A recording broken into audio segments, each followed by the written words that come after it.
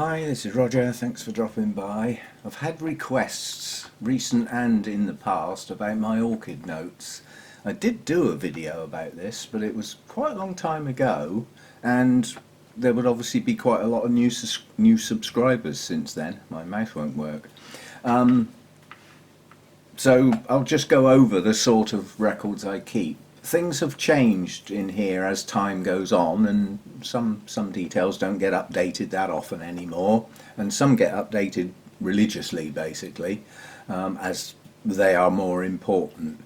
I use the Apache software, which effectively is a free download that gives you a spreadsheet that quite honestly is almost as good as the Windows Excel from the Office suite, but without having to pay for it. I don't pay for software unless I absolutely have to. So I've blown this up so that you hopefully can read it, but I can't go too much bigger or we won't see anything at all. Now obviously the date at the top is relatively old. I keep a complete spreadsheet, and then every week or so I copy the latest version and paste it lower down in the spreadsheet, so I keep a history, if you see what I mean. That's just me, it's not absolutely necessary. But the various columns that I keep, obviously I've got the name, so I've got the type of orchid, that's the genus basically, and then the variety and a brief description of the blooms. Whether I've seen them or not, I can usually get a description of the blooms from somewhere, and if I'm waiting for something to bloom, then I'll have probably already researched it on the internet and seen what the flowers are supposed to look like. Basically the only coding I use here is that if it's a species it will be in italics. If it's a hybrid, then it'll just be in upright text, as is the convention. These first two columns I use for things like special. I identify a new plant in this column for a start, so that I can keep a closer eye on them, and things like if they get sprayed with a fungicide or a pesticide or something like that, then I make a note in there and the date. So that's what these first two columns, they don't get a heading because they're random. I use them for all sorts of things, but they just give me a bit of space at the start of the column. So again, genus, species in this case, and a brief description of the blooms. And then moving across into the details. Are you going to move across? Yes, you are. Jolly good. When we get to, this is the more detail now, I've got a column here titled Pick, and this is basically a hyperlink. If I click on one, it'll load up the software and bring up a picture of the blooms. Only pictures I've taken myself are in here, yeah, and basically they relate to this folder here, which is where I keep pictures of all of my blooms. I've started creating a new folder here which has got pictures of whole plants, when plants are actually in bloom and they're small enough to be able to take a picture of the whole thing, some of which aren't, they're too big. So that's a new idea that I've got. That comes in handy for pop-ups in the videos. And any orchids that I lose or sell or give away, I still keep a record of them, yeah? So I've got a history of what I've once owned.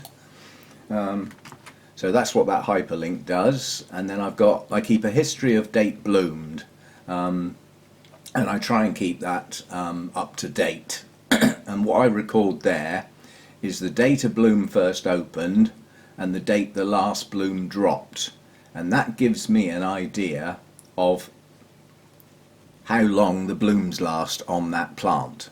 And I quite like having that. It helps me plan for whether things can go to shows or not. Are they going to last that long? And I also mark if they're in flower, and again I make that bold so that it stands out a bit. Once things go out of bloom, I grey that section out, and then I keep a number of roughly how many blooms I get.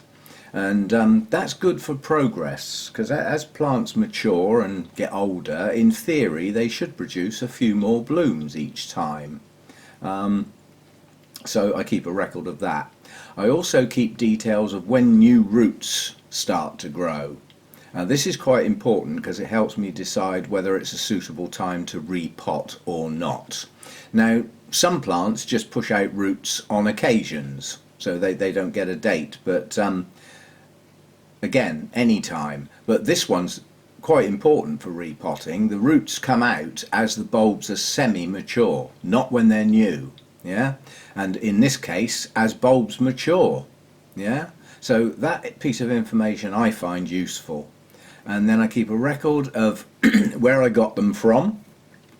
Some of that's a little coded on the grounds that the words mean more to me than they might do to you.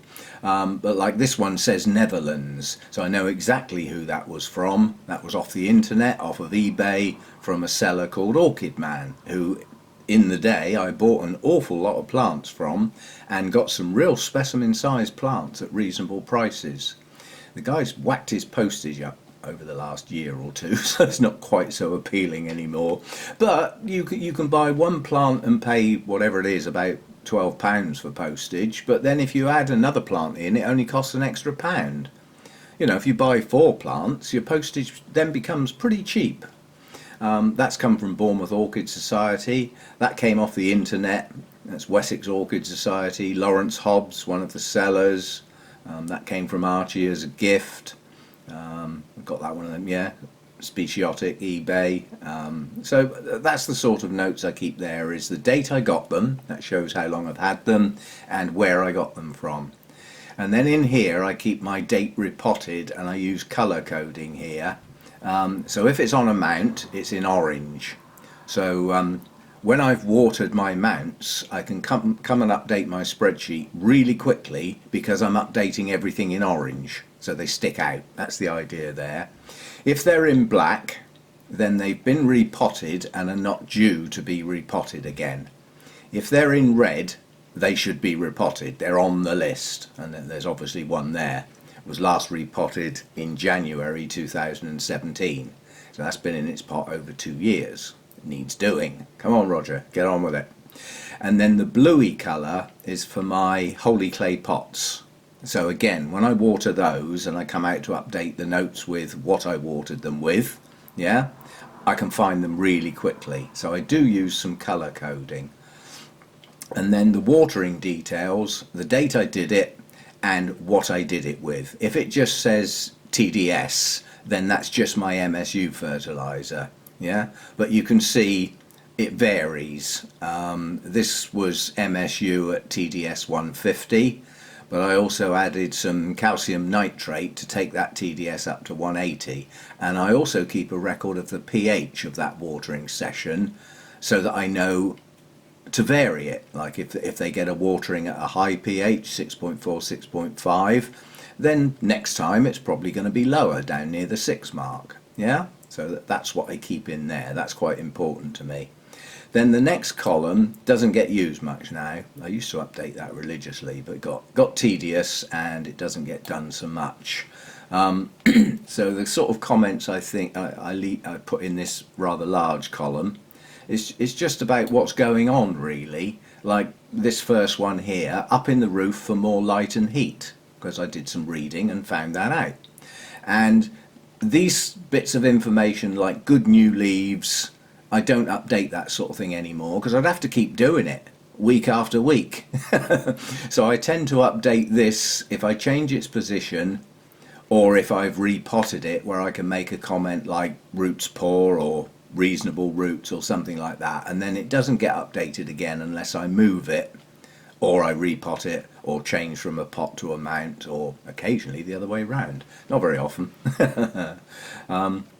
But things like, you know, 2 spikes pushing on, you know, well, how often do you update that? You know, coming into bloom, bloom's looking good. You could be updating that on a weekly basis, so I don't do that very often anymore. And then right up the end there, again colour coded, is how the plant's doing. Yeah, so if it's in green, it's okay. Traffic light system coming up here. If it's in yellow, it's not doing so well, or it could be one that's recovering, after a repot from a relatively new plant that didn't have good roots. And occasionally down here, I'll probably have to search because there aren't so many around now, you'll get red. Yeah, this particular plant looks like it's lost, so that might not be in there much longer. Okay, so that's the columns and what I use them for. And in addition to that, other coding over here, now that I've scrolled down a bit, you remember we selected some plants as project plants. So when I do my regular updates on progress updates, that identifies the plants that were selected. So that's another use for that column. The project plants are easy to find. And in addition to that, I've got some color coding for light levels on the plant genus. Yeah, so that's basically it. And then right down the bottom, hang on, I'll have to scroll fast because there's about 2 months worth of information here. So we get right, I bet that's making your eyes go funny. When we get down to the bottom of the spreadsheet down here, I've got my color coding for my light levels. Yeah, so the orange would be Vandas, yeah, and a couple of others, but very few go into that category. That's my highest. And then highlight levels like Cattleyas and a few others, they go in that bright green. The lesser green is medium light levels, and the blue are my lower light levels, so that's things like my Masdevallias and Draculas and things like that. And then I've also got down here when my air plants last got watered, and when my Spanish moss got watered, and when my ferns got watered. And I also keep a note of when I mix up a new batch of feed and a new batch of citric acid, which is what I use to lower my pH when I need to. And then I've got various headings across here. These are my sets as far as watering is concerned. So what I've called other pots, these are not holy clay pots, not mounted, and not bare rooted. They're the ordinary pots.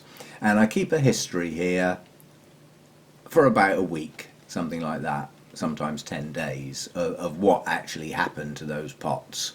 So on the 11th, they got fed with CalMag at a TDS of 65, plus some seaweed, which took it up to 85, and the pH was 6.2. On the 17th, they got fed with MSU TDS 160, some calcium nitrate to take it up to 190, and a pH of 6.5. And I keep a main heading down here when I do my bulk treatments. Yeah. And then coming across here, whoops, too much. I've got a heading for my mounts. This is the one that gets updated most frequently. And you can see on the 13th they got flushed, and I'm a bit lazy at the moment. They're only getting watered every 2 days until today. That changes. We've got some hot weather. So again, on the 15th, TDS 125, calcium nitrate to 150, pH 6.2. Yeah, so you get the gist. And then they had a feed almost identical apart from the pH, which differed the next day. So one was quite low, one was higher. And then the last time my mounts got watered, they had some feed with some CalMag instead of the calcium nitrate. So that bumps up. The calcium gets bumped up virtually every time, but the magnesium not every time. There's a good amount in my MSU feed. I don't need to do that very often.